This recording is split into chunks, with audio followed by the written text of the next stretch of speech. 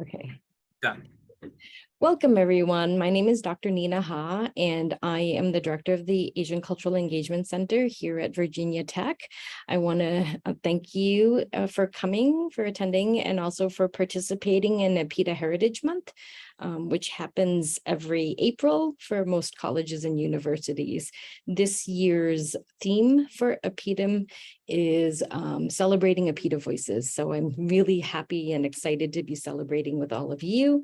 I want to, introduce my programming assistant, Jane Park, who will actually be presenting or started doing the land and labor acknowledgement. So Jane, would you like to start? As Dr. Haas said, my name is Jane. I work here at the Asian Cultural Engagement Center, and I am a third-year poli-sci and English double major. Virginia Tech acknowledges that we live and work on the Tucano-Monacan people's homeland, and we recognize their continued relationships with their lands and waterways. We further acknowledge that legislation and practices like the Morrill Act of 1862 enabled the Commonwealth of Virginia to finance and found Virginia Tech through the forced removal of Native nations from their lands, both locally and in Western territories. We understand that honoring Native peoples without explicit material commitments falls short of our institutional responsibilities. Through sustained, transparent, and meaningful engagement with the Tucano-Monacan peoples and other Native nations, we commit to changing the trajectory of Virginia Tech's history by increasing Indigenous student, staff, and faculty recruitment and retention, diversifying course offerings, and meeting the growing needs of all Virginia tribes and supporting their sovereignty. We must also recognize that enslaved Black people generated revenue and resources used to establish Virginia Tech and were prohibited from attending until 1953. Through inclusive VT, the institutional and individual commitment to UPROSM that I may serve, in the spirit of community, diversity, and excellence, we commit to advancing a more diverse, equitable, and inclusive community. Thank you, Jane. Now I want to introduce the facilitator of this roundtable, and his name is Temujin Choijul-Suran, right? Who's a junior at Virginia Tech pursuing a BA in political science. He's interested in national security and foreign relations between the United States and Asia. At school, Temujin serves as the internal vice president of the Political Science Club and the president of the Korean American Student Association. Furthermore, Temujin is an intern for Delegate Dan Helmer, or was an intern for Delegate Dan Helmer in 2021, and a fellow for the U.S. Asia Institute's inaugural Mongolian U.S. National Civic Engagement Program in the summer of 2022. Temujin's parents immigrated to the United States in 1999 and have called Northern Virginia home since then. He is a proud alum of Fairfax High School and a first-generation college student. He enjoys volleyball and spending time with friends and family in his free time. So I will hand everything over to Temujin. Thank you so much for the introduction, Dr. Nina. As she said, my name is Temujin, and I'll be moderating today's event. So I just want to quickly introduce the guests we have today. So we have Delegate Kathy Tran from the House of Delegates. We have Senator Ghazala Hashmi from the Senate of Virginia. We have Delegate Irene Shin from the House of Delegates. We have Mr. Eric Lin from the VIE Group. We have Ms. Jacqueline Marmel from the Fairfax County Public Schools. And unfortunately, Delegate Subramanias was supposed to be here today, but due to a last-minute emergency scheduling conflict, he could not join us today. But okay, let's get started. I just have a few questions prepared for everyone. And then once y'all are done answering to the question, if y'all want to add something or quickly add something, please feel free to do so. We want to generate discussion here and, just have some good conversations today. Okay, so the first question I have is for Delegate Tran. So in the budget bill HB 1400, you introduced an amendment, and I believe it's item 129-4H, and that was to allocate funds to the Department of Education to support and increase the teaching of Asian American history and the history of Virginians of Asian descent. So I just want to ask, why was it necessary that students be taught this curriculum? Thank you so much, Temujin. I think first I just want to say hello. I'm Kathy Tran, and I represent parts of Southeast Southern Fairfax County. and chair the Virginia Asian American Pacific Islander Caucus, a legislative caucus that aims to uplift our nearly 1 million API Virginians. And so I'm really excited to be with you this afternoon and to join my colleagues, Senator Hashmi and Delegate Shin, and Eric Lynn, who is a tremendous community leader and who all of us have worked a lot with. And Jacqueline, I'm so glad that you're joining and look forward to your comments as well. I think we probably all agree that the teaching of a complete and accurate history is really important. And knowing that conversation is ongoing in Virginia, where there are deliberate efforts to whitewash the history curriculum that's taught to our public school students, and making sure that the API community's experiences and contributions in our nation and in Virginia is a part of our history curriculum, is one of the top priorities for the Asian American Pacific Islander Caucus. That I want to make sure we're also speaking that's in concert with making sure that the history is complete, it's full and robust, and talks about Black and Brown history, LGBTQ history, women's history, labor history, and all the different peoples and movements that have contributed to strengthening our country and our Commonwealth. But specifically the budget amendment that we put in this year was recognizing that as we update our history curriculum, that there are we need to be able to support our teachers and our staff in implementing an updated curriculum. You can't just say, hopefully we'll end up with a curriculum that is wholesome and robust, and you can't just say, all right, now go teach it. We want to make sure that our teachers and staff have the resources and the tools and the training that they need as well to be able to successfully implement a new curriculum. And so this budget request which we put in last year as well, is intended to help develop those resources and tools to support our teachers in being successful in the classroom. All right, thank you so much. And if any of y'all want to add to that, please go ahead. Sure, I'll add to that. I think the work that's being done by Delegate Tran and Senator Hashmi and Delegate Irene Shin is critical for us because, I grew up in Virginia. I went to school in Virginia, and I didn't learn about a lot of our Asian American history here. I mean, I didn't know that there was Asians who fought in the Civil War, right? I didn't understand the birthright citizenship. I didn't understand any of that. And, I think we talk about the times that we live in today, and we talk about, acceptance and belonging and those types of things. And I think it's really important for us to understand more about the people who exist in the society with us. And it really starts with the children, right? I think it really starts with our children so that they have this understanding and openness to different experiences, different points of origin, different traditions, so that it's not something that just continues, like a continuous systemic pigeonholing and stereotyping and things like that. So I think this is a hugely important issue for our communities. I'll just echo what both of my colleagues have shared. And, for our AAPI communities in particular, no matter how long or for how many generations families have been in this country and have been American for generations, we are persistently seen as others or foreigners in the United States. And so having the opportunity to really highlight the history of Asian Americans and the contributions and the longevity, generational impacts that the API communities have had is critically essential for all the reasons that my colleagues have already stated.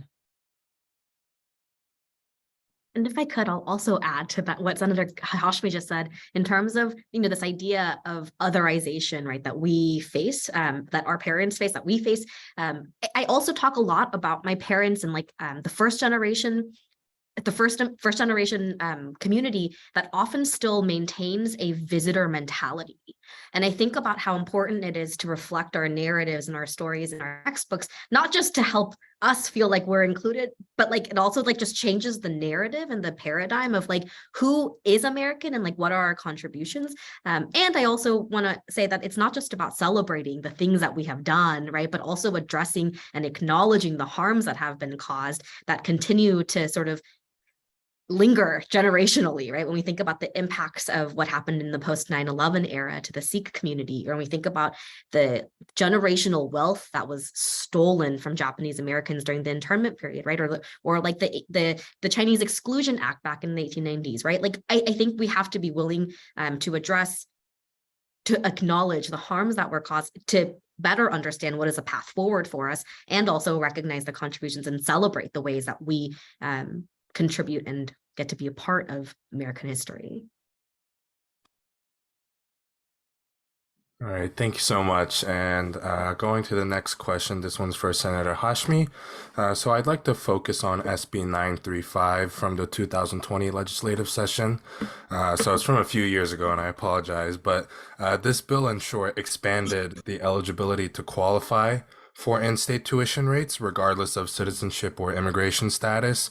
And what I want to ask is, why was it vital to pass this legislation in regards to the APIDA community in Virginia?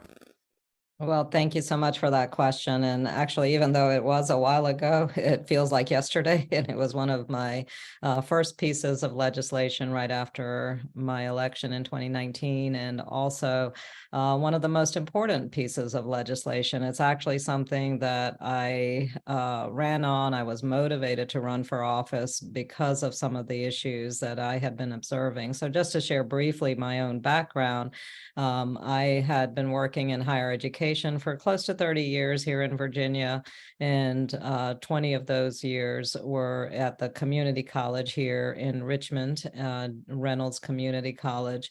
And so many of my students were coming from immigrant communities, from communities without documentation status, and students who were first generation. Most of my students were invariably first generation students. And I had encounters and meetings with many students who were just devastated because they were not in a position to receive in-state tuition. And while they could pay for classes, or their families could help support their educational goals at the community college level, and even that was a challenge to pay out-of-state tuition, but it was still something that they could manage and struggle through, taking 2 or 3 classes at a time. Once they finished their 2-year degree, they had the shock of the reality of what the sticker cost of an out-of-state tuition at Virginia Commonwealth University or any of our other 4-year institutions was going to be. And it left them with virtually no options. That out-of-state tuition was so prohibitive for these families that they were not able to continue their education. And I had such bright students, students who wanted to be engineers or doctors or work in our tech fields, contribute to these tremendous workforce needs that we still have in Virginia.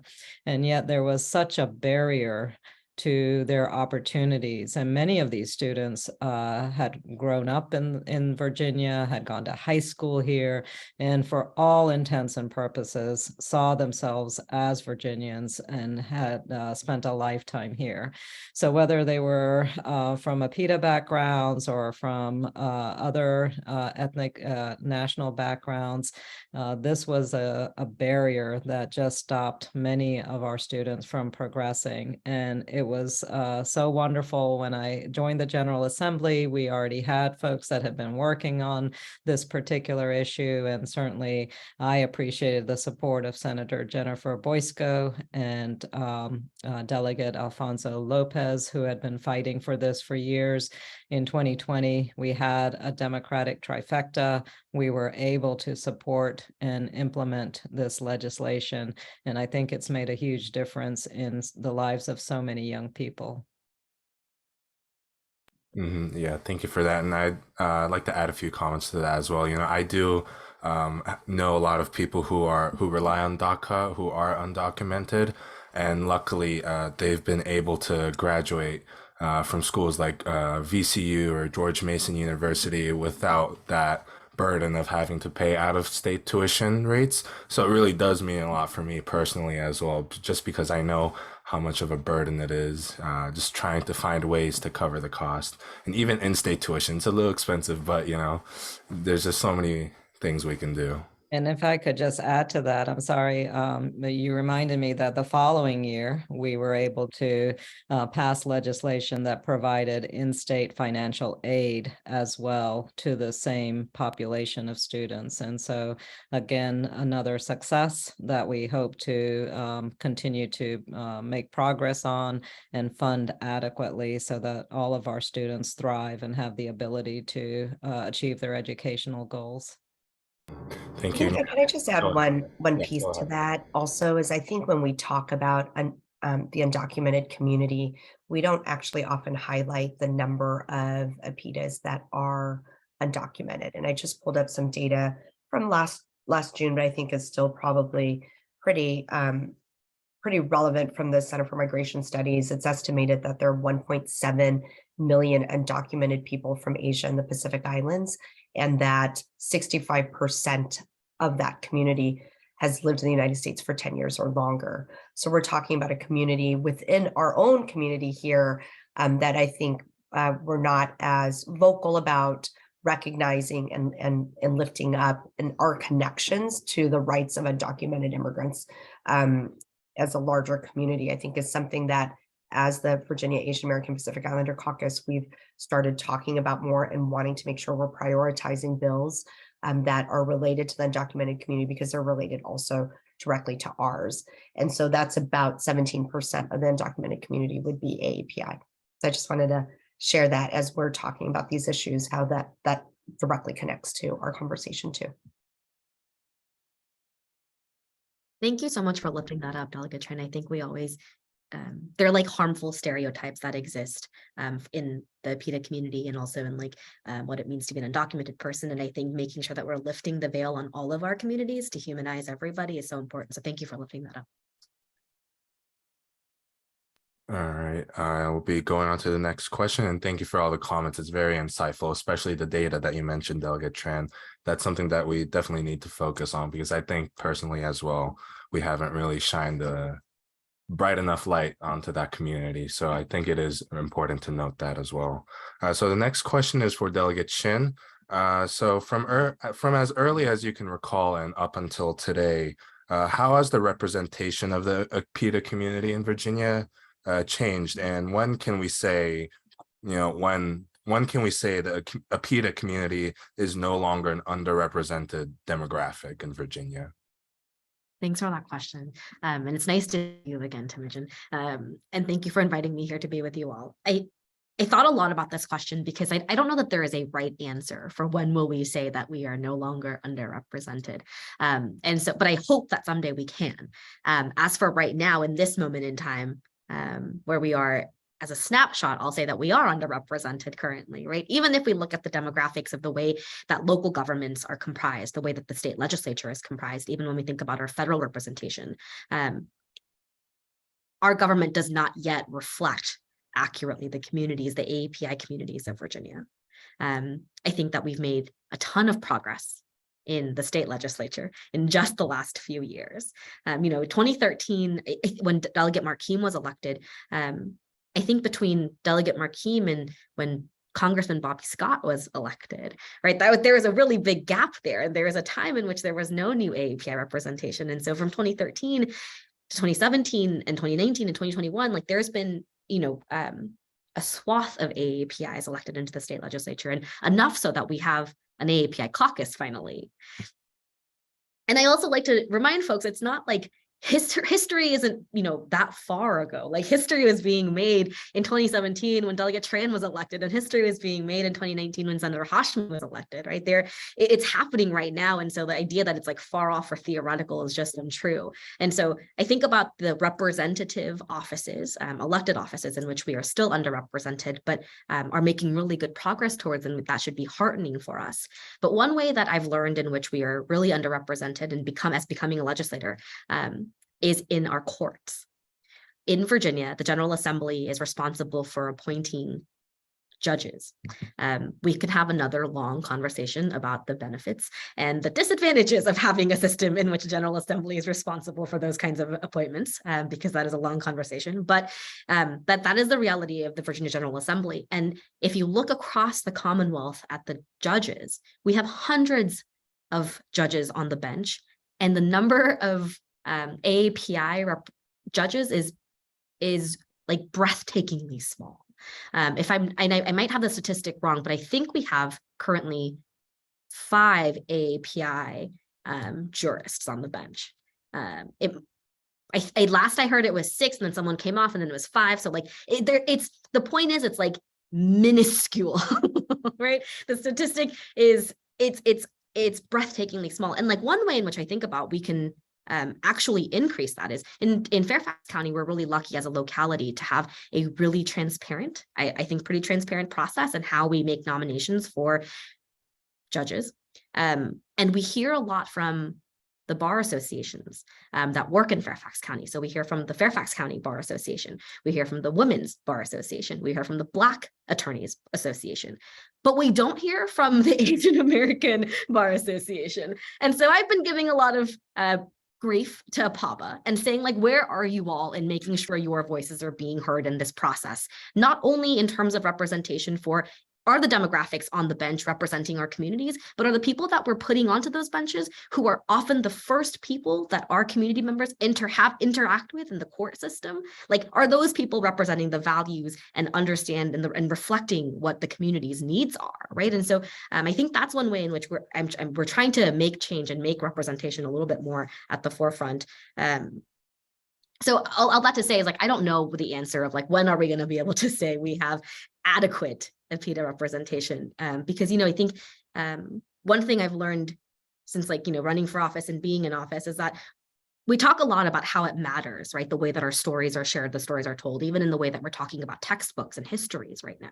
We hear that a lot about, remember when Black Panther came out, right? How historic was it to have those stories told on the silver screen? When Crazy Rich Asians came out, how historic was it to have those stories told on the silver screen? But it's not just about, like, what's on TV and what's in the AMC theaters. It's also about who are the people at the table when these decisions are being made. A person can be a deep ally. They can be like, yeah, I'm down with language translation. I'm down with, driver's licenses for undocumented folks.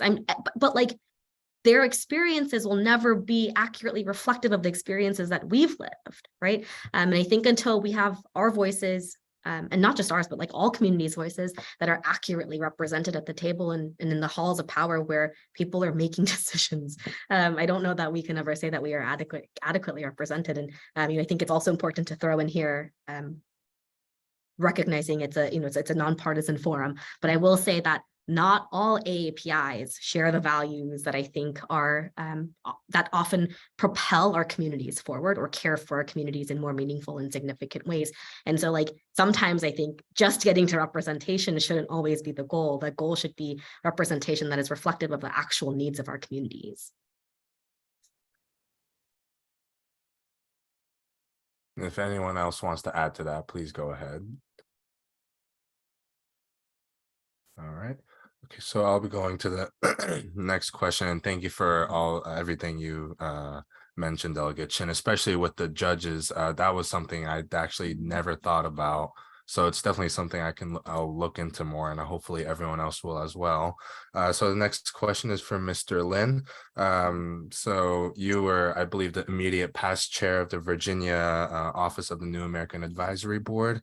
And looking back at their 2021 annual report, it said that the Virginia's foreign-born population is 12.7%, and of that 12.7%, 43% are from Asia, and making it the 10th highest in the country. So what I want to ask is, how should Virginia respond to this data coming out, and what measures should be taken to ensure that this community is not overlooked, marginalized, or underserved? That's a pretty broad question, but Temujin, thank you so much for the question. Thanks for inviting me to be with these esteemed legislators, and Jacqueline, who's definitely done a lot in the community while she was tech and now in her professional life. Yeah, so I do currently serve as as an appointee on the Office of New Americans Advisory Board. I was fortunate to be the inaugural chair the first 2 years. And I look at it this way. It's like, so the work of the Office of New Americans Advisory Board encompasses the new American population, not just APIDAs, right? And when we advocate, we look at things as for the larger population of those who are foreign-born and their domestic or foreign-born children. So we kind of work the statistics through, and that's what the 12.7% is. So how should Virginia respond? I mean, looking at from the larger sense, Virginia needs to take all of these issues and concerns very seriously, right? And there's very compelling reasons why, and I'll just delve into the basic one, which is the fact that new Americans are an incredibly important economic asset to the Commonwealth, right? Temujin, this is some data for you. The New American Economy reported in 2021 that New American households bring in about $47.1 billion a year, right?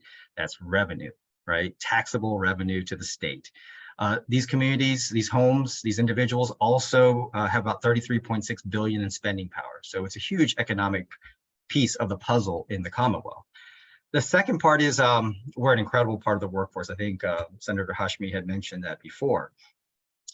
We talked about the foreign-born population, the new American population being 12.7% of the population, but we're actually 17% of the workforce, right? So we over-index there because it's very important that to note that we are filling this space that's an incredible need for the Commonwealth. And if we look at that more specifically, the ages 20 to 65, that age band, in the domestic population, only 61% of the population is within that age range, the working age range. In our new American populations, that's 81% of our population. So you can see how we're filling that need. And the larger picture is that the domestic population is kind of shrinking. We're not having children at the rate that people are passing away or exiting the workforce. And the Congressional Budget Office has recognized that the growth in the United States and in Virginia is going to be driven by net immigration, right? So that means it's incredibly important for the Commonwealth to understand this and to view our communities as an asset and look to be more competitive in recruiting and retaining this valuable asset, right? So how Virginia has done it, and this is really thanks to Delegate Tran and Senator Hashmi, they did create an Office of New Americans, which is a huge step. It has consumed my life for the last 3 years. Thank you very much. But we're responsible for advising the governor, the cabinet, and the General Assembly on strategies to assist the civic, linguistic, and economic integration of new Americans in the Commonwealth. So from that point of view, my opinion is the state needs to do several things to help with these communities to make sure they're represented and our needs are addressed. First, it needs to be supported from the top down, right? The Office of New Americans is in the Department of Social Services, but our needs are not just in social services. They're in education, housing, healthcare, public safety, economic opportunity. So it needs to be a whole of government priority for our communities. Second thing is we need to fund it. I know that in the budget, you guys have tried to accommodate not only the Office of New Americans, but other agencies who are working with our communities to address our needs. But that's something that we need to continue to do. I mean, we have really about 20% of the Commonwealth is immigrant heritage, right? So it is a huge percentage of the community here. So not only does it need to have support from the top down, it needs to have money, but also we need to have make sure that the people who are helping to create and deliver these services come from our communities. I think Delegate Shin talked about representation. We need to have people who are helping to build solutions for us, understand us, right? So that's really important. So the state needs to recruit, retain, and promote people from our communities who are helping to serve our communities. And then the last part here is kind of on everybody who's listening, right? Besides, you don't have to run for office, but of course, I hope you do. Consider it. You don't have to work in a government job, whether local, state, or government, but I kind of hope you do. You can be involved in your own way, because I think you have to recognize that the systems here have been here for 400 plus years. They're not built for us, right? We can work inside or we can work outside. But whichever path you choose, you have to become more educated. You have to be more engaged. You have to learn about how our system works and how it benefits us and how it's holding us back, and also what levers you have to play to make impactful change. So it's just, Virginia needs us to step up, right? We need ourselves to step up. Now, other things that we need to do is we need to support our advisory boards. We have several advisory boards and commissions. I've served prior to my role on the Office of New Americans Advisory Board. I was in the Virginia Asian Advisory Board through 4 governors. There's by the way, Dr. Nina Ha, the director of the Asian Cultural Engagement Center, she's the current chair of the Virginia Asian Advisory Board. So I hope you all know that and support her. But we have other boards: Latino Advisory Board, African American Advisory Board, the Council on Women, LGBTQ. Can't remember if I mentioned the African American Advisory Board, and of course the Office of New Americans Advisory Board. These are citizen appointees who are there to help be that connectivity between the government and our communities. So we need to be engaged to support them. And then the last thing, and probably most important, is supporting our legislators. We have some rock stars right here who have been the champions for us in the legislature, and delegates Subramaniam, of course, Mark Kim from before, and folks like Alfonso Lopez, Elizabeth Guzman, Sam Rizul. All these people have been champions for us. And if we're fortunate to live in their districts, that's wonderful, but odds are people who are going to be representing us aren't from our caucus, right? Or have our interests at heart or understand us. And they will come to us, ask for money, ask for votes, right? But the thing is, we need to be very understanding of our role in this. Our engagement needs to be something where we ask people what you will do for our communities when they ask for our support, right? And we need to hold them accountable to that. The people that you see here are our champions, and they do this every day. I mean, I have called all 3 of these and the other people that I mentioned for help, right? Even though I'm not a constituent, but they not only represent their district, but they represent our communities in the General Assembly. So we need to make sure that we are part of this picture too. The reality is our system is not perfect, but it allows us for us to engage and help make it better. We need to learn how to put our finger on the scale and sometimes kind of kick the door down, walk through, and take a seat at the table. I mean, it's definitely hard sometimes, but it's definitely worth for us to do. Thank you so much for that. And definitely a lot of new information being mentioned today for all of us today, I believe, for myself at least, especially with the tax revenue that this community brings in. It's definitely very eye-opening. And if there's no one else to speak on this question, I'll be moving on. So speak now, forever hold your peace. Okay, so the last question is from Ms. Jacqueline Marmel, who is also, and I forgot to mention, Mr. Lin is a tech alum, and so is Ms. Marmel. So for Ms. Marmel, she is staff aide for the Fairfax County Public Schools Board. And so the question I want to ask her is, how has your experience as a young Asian American fresh out of college helped make your decisions as a staff aide to the school board in Fairfax County? Thank you, Temujin. So hi, everyone. My name is Jackie.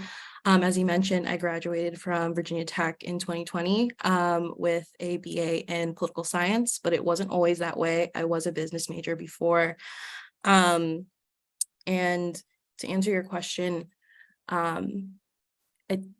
in college, once I realized I wanted to be a political science major, I wanted to get into public service, which was actually late into my college career.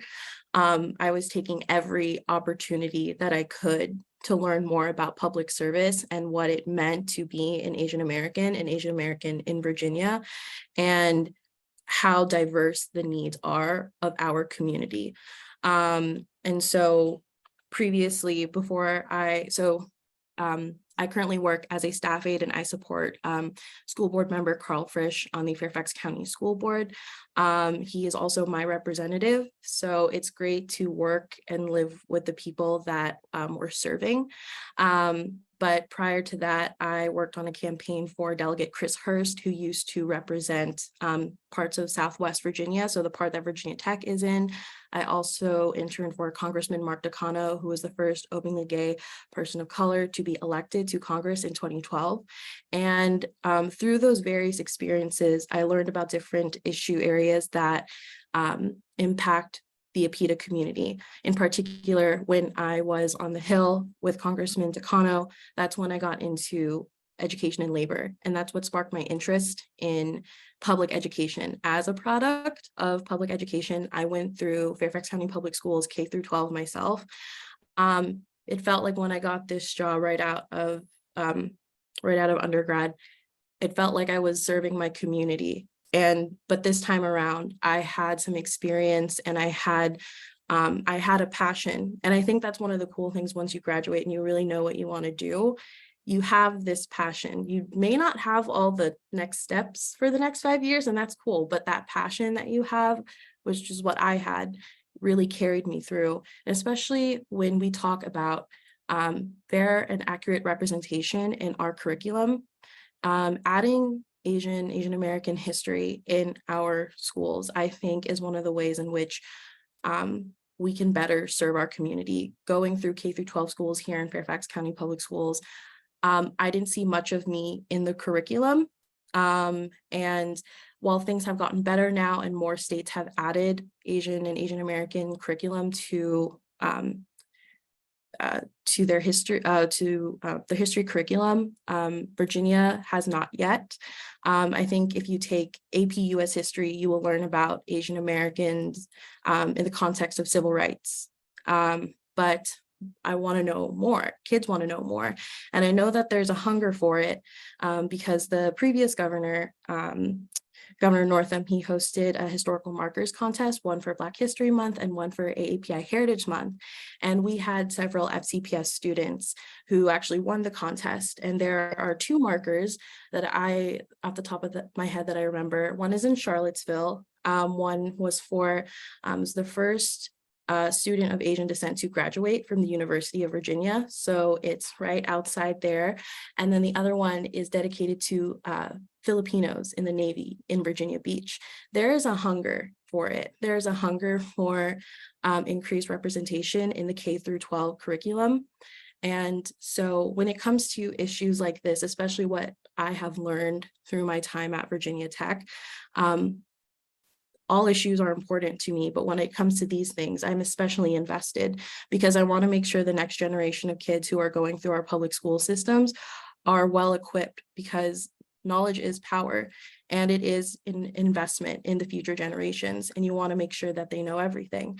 And so when it comes to these issues, and we've had conversations about diversifying the curriculum and adding Asian and Asian American history, it's something that I definitely I flag for my boss, I flag for others, because it's very important. We're having a lot of conversations about this, especially when our current curriculum, it's growing, it's flourishing, but it's being threatened right now. And so we want to preserve that and we want to add more. And in general, I think with the experiences I had with other legislators or in public service or in the nonprofit sector before I graduated, I just really like to help people. And I think that's one of the things about public service, that regardless if you've had a tough day or if things are not going right, knowing that you can help others have a better day or have a better experience because they might not know how to navigate. Like, for example, Fairfax County Public Schools is a huge system. We're the 10th largest school system in the country. It's hard to navigate, especially maybe if you've just immigrated to this country, like my siblings had done, and they had to go through the testing systems just to figure out if their education from the Philippines matched what we have in America. It's a tough system to navigate in general. Sorry, that was my Outlook that just went off. But having that sense of empathy, which I developed not just because I grew up with it, but also through experiences in college and previous work experiences, has really helped shape the way that I help make decisions or help support my boss, because he is one of 12 school board members who help make these decisions. that impact what kids are learning and how they're learning. And also learning how your state government works and how your local government works is very important. In college, we learned about the Dillon rule. So for those of you who are currently in poli-sci or familiar, we're one of the few states that follows the Dillon rule. And so that requires a lot of collaboration and support with state legislators. And we've been very blessed and lucky so far to have a lot of great state legislators who have listened to our needs and our concerns and are advocating for us in Richmond. But you really do need to know how things work, because it's not just always like, oh yeah, we'll get it done by next week, no big deal. It kind of feels like you have to jump through hoops, but when you find those advocates and those allies to help you on the federal, state, or local level, you can really get the work done. All right, thank you so much for that. Definitely learned a lot once again. Now the questions I'm going to ask is for everyone here, so just go at it. So the first question I want to ask is, many of y'all have answered this in your responses, but I'll ask it just for clarity's sake. But what led you to these careers in public service, and how did your APIDA background and heritage factor into that decision?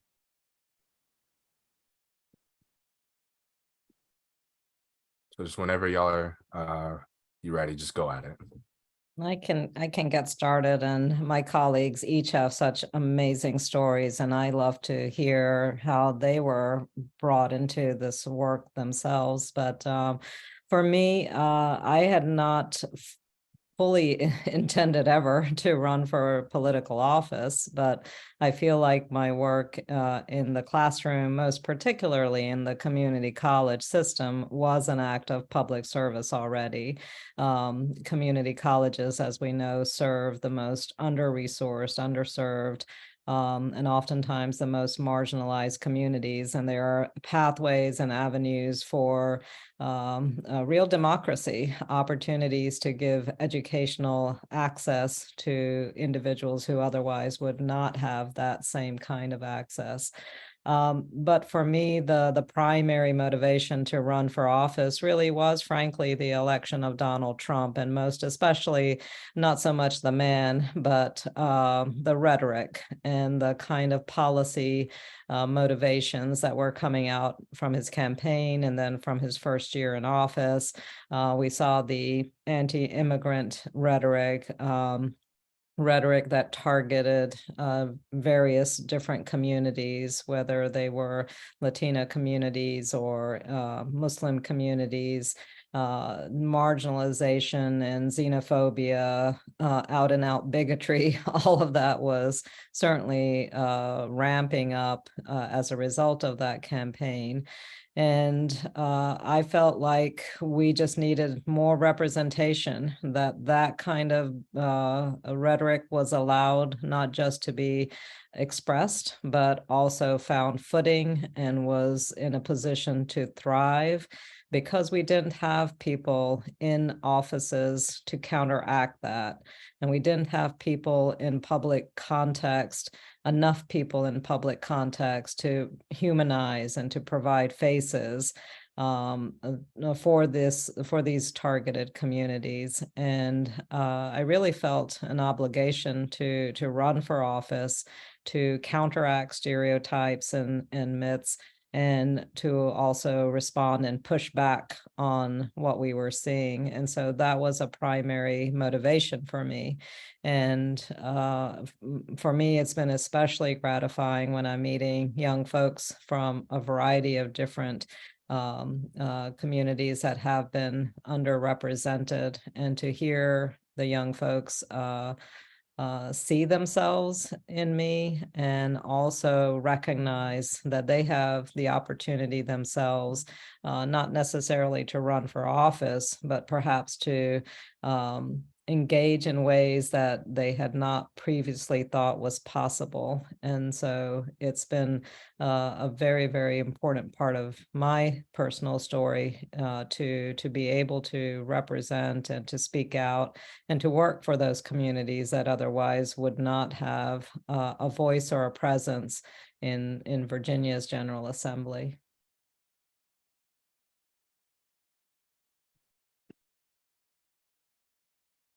Thank you for that. And if there's anyone else who wants to go, please go. All right, Delegate Chan. Yeah, I can share. Before I ran for public office, I served at the U.S. Department of Labor for 12 years after grad school. And I got my master's in social work and community organizing, and got into a fellowship program with the federal government.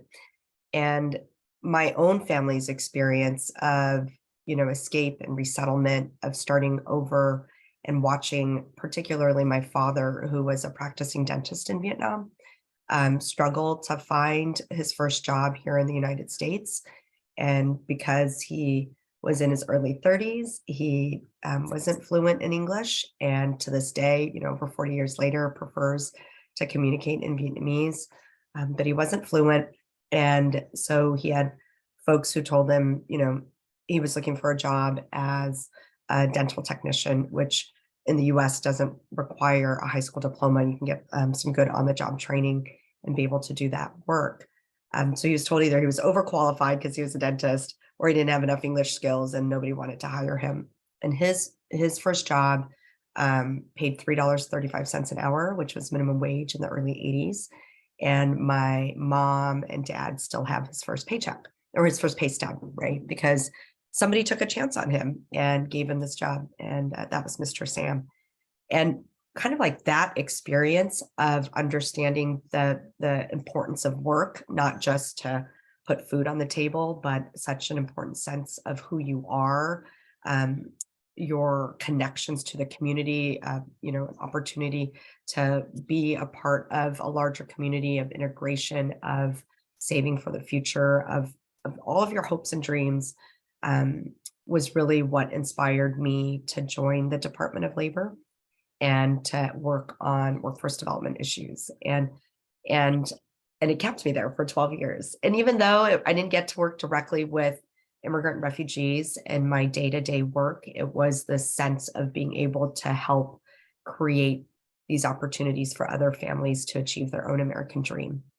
And so that was kind of my first experience in public service. But when Delegate Shin and Eric spoke about the importance of representation at all levels, right, in government, in public service and such, I remember when Assistant Secretary Portia Wu came and joined the Department of Labor, and I was in this meeting with her, and I was so excited. I was like, one day we will be in a meeting with a gentleman named Ong, and there will be 3 Asian American managers in that meeting. And she's like, what are you talking about? Of course there must be more. And then, several months later, she comes back, she's like, you're right.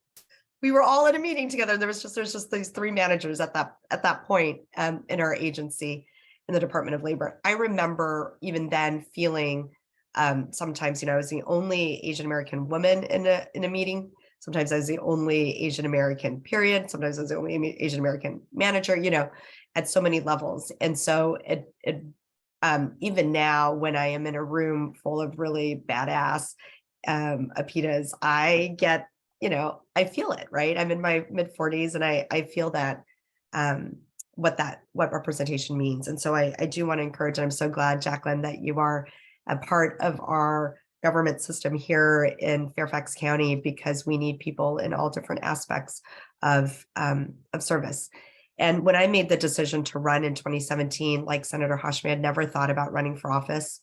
The first time I ever got involved in politics, like in a political campaign, was on my wedding anniversary in 2016.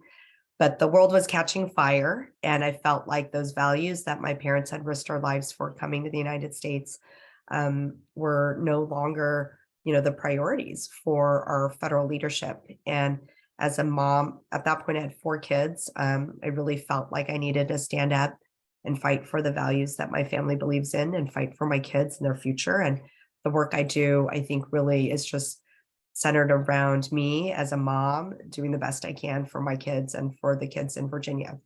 And I also know that as I do this work, as Senator Hashmi said, our kids are watching us, right? The younger generations are watching us.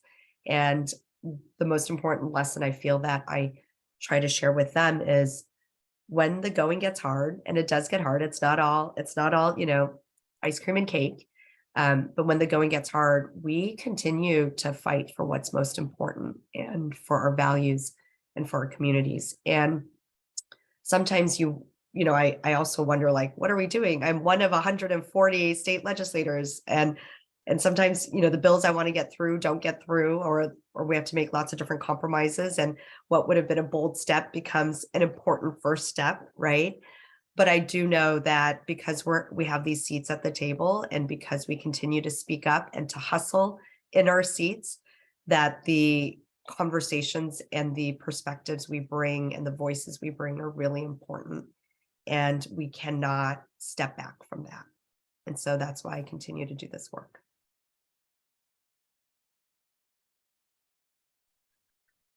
I can add a little bit to this. So I am not professionally in public service, although my wife probably thinks that I am. You know, I do other things to pay the bills.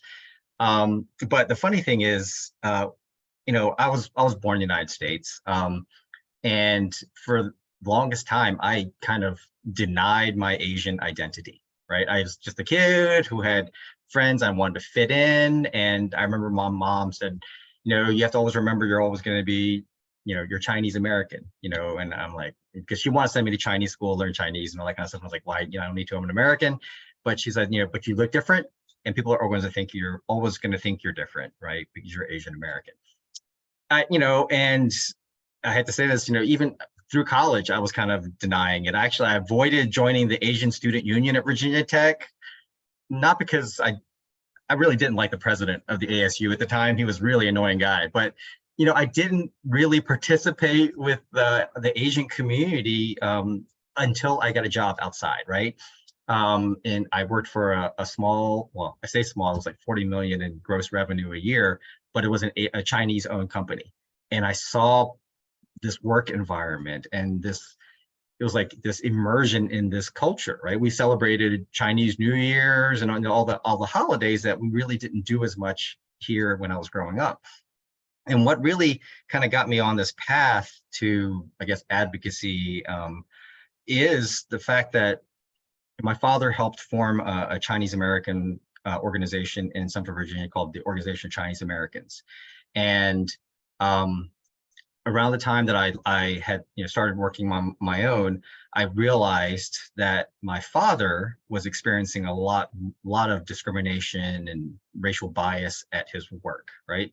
And my father is a double PhD from Caltech, right? Physics and chemistry. He's the consummate kind of crazy rocket scientist type person, but I didn't learn until then that he was experiencing all these issues at work, you know, constantly being passed over promotion, always given like the worst type of assignments and things like that. And he was training people to basically move on past him, right? And I felt that something needed to be addressed. And since then, it's been like 20 some years of working in different capacities, and it's like never ending, quite truthfully. It's like, you know, you do something and then other doors open up. And because there's such a lack of people who are able to step into these roles, I've always felt that, okay, there's a time and place, and if I have the opportunity, you step into it. But I've also been very conscious that, you know, the little saying that I always have is like, if you're not at the table, you're on the menu, right? Meaning that people are making decisions for you. So you always want to be at the table, and you always want to make room for people to join you at the table, right? Your succession planning. So, I mean, that's kind of what I do now, but I kind of took this weird path to get where I am. But I think it's one of the most important and meaningful things that I can do in my life, because as Delegate Fran was saying, it's like, you know, I look at it and I'm kind of helping to build this more perfect world for my kids, right? And coincidentally, my daughter was a page last year in the page program. Thank you to Delegate Tran. And we were at Tech last week, and we were looking at different majors. And, you know, she went in thinking she wants to be pre-med, but then we were talking about other things, and she was like, I like human geography, the impact that we're making. And now she's thinking about public policy, maybe even international public policy. And I'm like, did I do this to them? You know, did I make this happen? but I just think that she sees some of the things that everybody's been talking about. There's this need, right? So I don't know, just kind of how I got where I am. I just wanted to add that, as I previously mentioned, I took a lot of experiences on in undergrad, but one of them was actually interning for OCA, where I met Mr. Lin in DC. I was an intern for the summer, and they're calling all the interns up one by one to recognize us, and they say, Jacqueline Marmol, Virginia Tech, and then I hear like Hokie, Hokie, Hokie. I was like, there's a Hokie in the room. So Hokies are everywhere, but I will say, that was one of the experiences that I deeply credit, that sparked my passion in public service in the first place. And I just want to say, I'm at the beginning of my public service career. You see all of these folks on the call who have worked for years and who have given so much to our community and are constantly advocating for our community. I would just challenge, like, if you are interested, you don't have to be a poli-sci major. You don't have to, you didn't have to be involved since you were like a teenager to get in. You can start. I said I started late. I got involved with the local state campaign, former Delegate Hurst at the time. If you are interested, you could always volunteer, make some phone calls, knock on some doors. I was one of those annoying kids on campus who had a clipboard making sure you were registered to vote. And I promise you, they will be there this August and September when y'all come back. But if you have those opportunities and you have a remote inkling about, public service or just finding ways to get more involved with the community, I say go for it, because I took that chance and I'm here now and I get to be surrounded by folks who I also look up to, because that's the representation that I always have wanted and I maybe will hopefully strive to be one day. And so I would encourage you all, if there's an opportunity, remotely interested, please go for it. And we're so lucky in Virginia, we have elections every year. So there is no shortage of opportunities.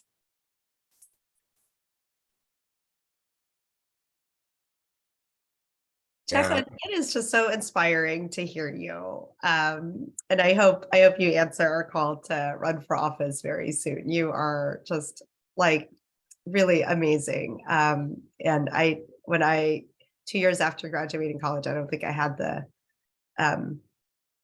presence and the sense of self that you seem to have. It's really, really inspiring. Thank you. Dr. Ha said that she's put money on me being chief of staff of the White House one day. And I was like, I don't put real money on that, but thank you for your hope. Thank you for your hope.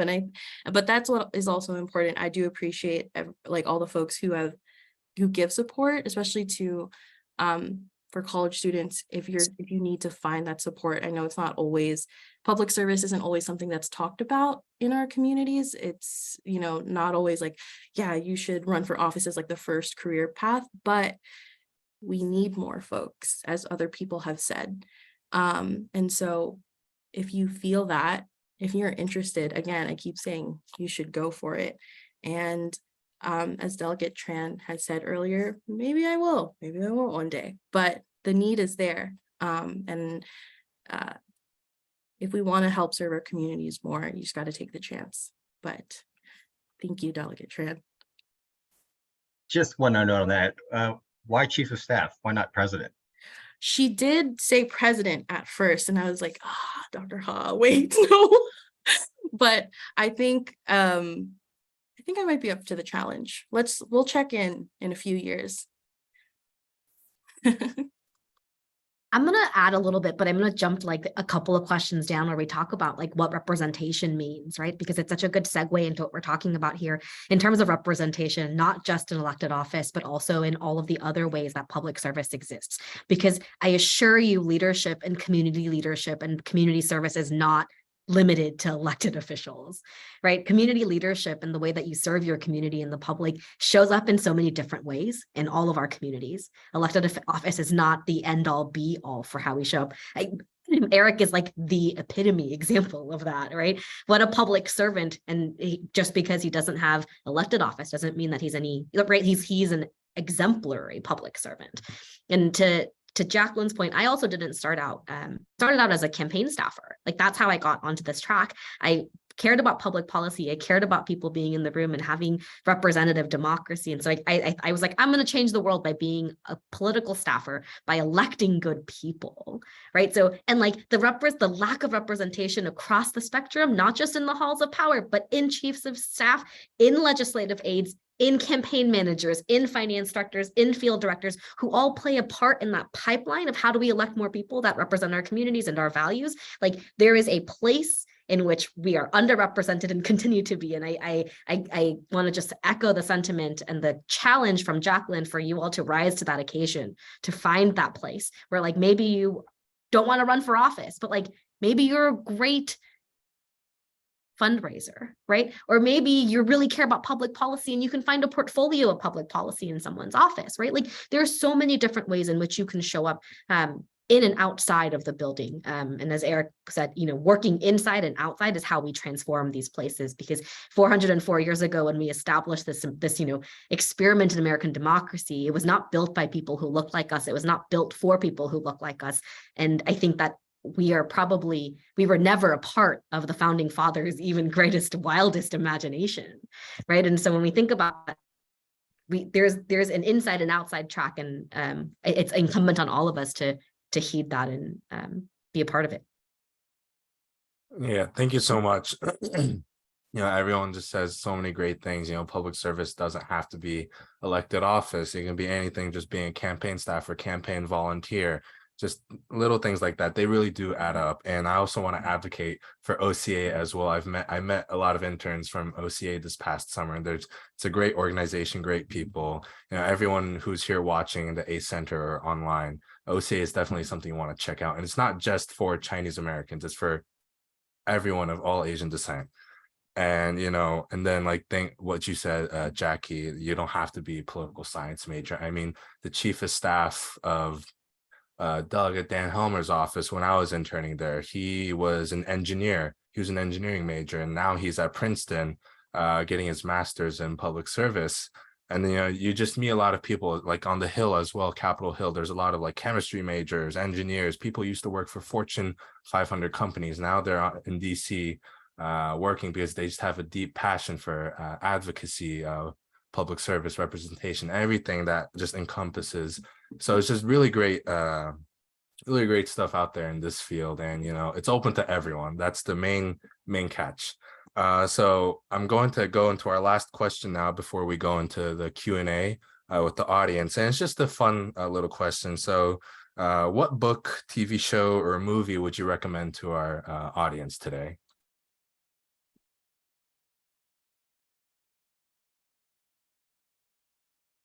Can I offer one book to start out? The book is The Making of Asian America by Dr. Erica Lee. It's basically a 50-year look back at Asian American history and our roots in America and how that's transformed the country. 500-page book, like 100 pages of it is acknowledgments and, you know, bibliography and stuff like that, but it's a really interesting read.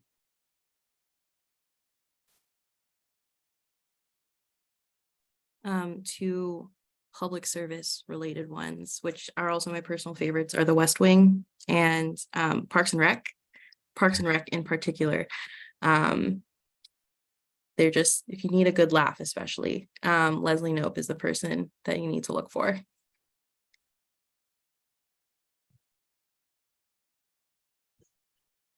Also like to share in 2020, PBS came out with the Asian Americans series, and I watched that. I had my kids watch it, and my daughter just reminded me, she's 12, right? So she just reminded me about some of the things that she remembers learning from that documentary series. And it was, even like I said, I'm in my mid-40s and still very eye-opening to me to learn about the things that I have not yet learned about our experience in this country. So I would recommend that.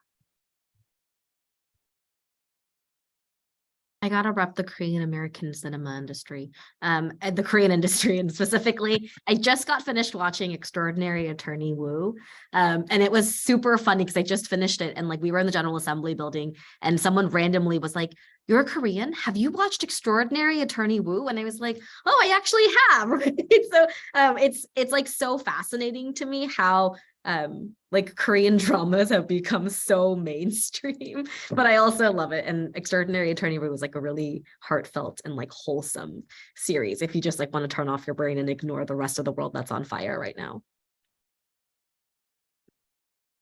I think these are all wonderful recommendations. And, you know, for me, it's a really hard question because there are so many ways for us to each connect to our own unique heritage. And anytime I find books or authors that have experiences similar to my own experience, whether as an Asian American woman or as a Muslim woman, I always gravitate towards those books and really, really enjoy reading them. But I'm going to offer a recommendation that's a little bit different, and that is to really read about racial politics and racial issues in this country. A lot of times, many of us who come from immigrant families ourselves, or we are first generation and even second generation, our experiences are and our understanding of this country is really defined by that moment in history that we actually enter into this history. And so if our families came in the 70s and 80s, that's the unique perspective that we pick up on. And a lot of times, one thing I've seen, particularly with APIDA communities, is not a full and complete or robust understanding of the racial structures that exist in this country that predate our arrival, but that surely shape our own experiences. And so understanding that broader picture, understanding especially what it means to be Black in this country, is critical for us to understand our own role and presence here. And until we fully understand those kinds of racial concerns, we don't get a complete picture, and sometimes we participate in existing biases and don't fully see the ways in which this country's unique history has set the stage for where we are at this point. So I would recommend reading anything and everything about Emmett Till, for example. That very tragic story encapsulates so much of what defined and continues to define racial concerns in this nation, and really helps us to understand what our role ought to be as we partner and ally ourselves alongside other minority communities. All right, thank you so much for that. And, you know, Delegate Chin did put it in the chat, but Veep is definitely a lot more of what you'd see in DC politics. It's also a really good show. It's a pretty funny show if you're looking for a good laugh, like Parks and Rec.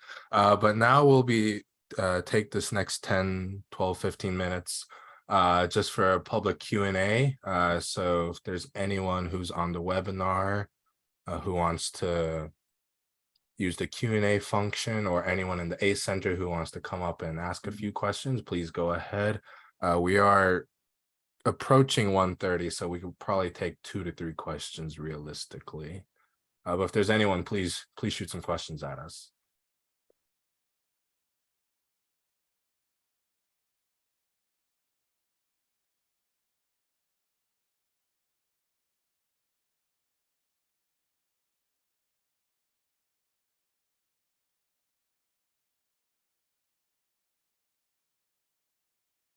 We'll give it another minute, and if there are none, we will end this event.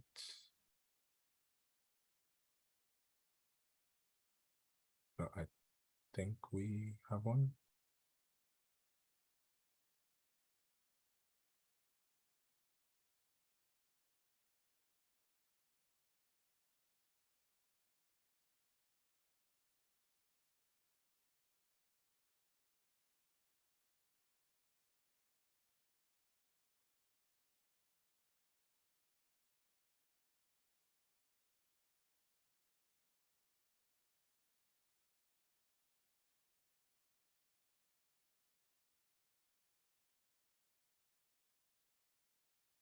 All right, so it looks like we don't have any questions coming in, but I'm sure everyone learned a lot today. Thank you to the panelists and the audience for coming today. It really means a lot, especially for APIDA Heritage Month here at Virginia Tech. Once again, thank you. I hope everyone has something to take away from this event. And if there are no further questions, I'll be ending this event. But I said a million times already, but thank you so much and have a great rest of your day. Thank you. Thank Bye. you. Thank Yeah. you. Thank you.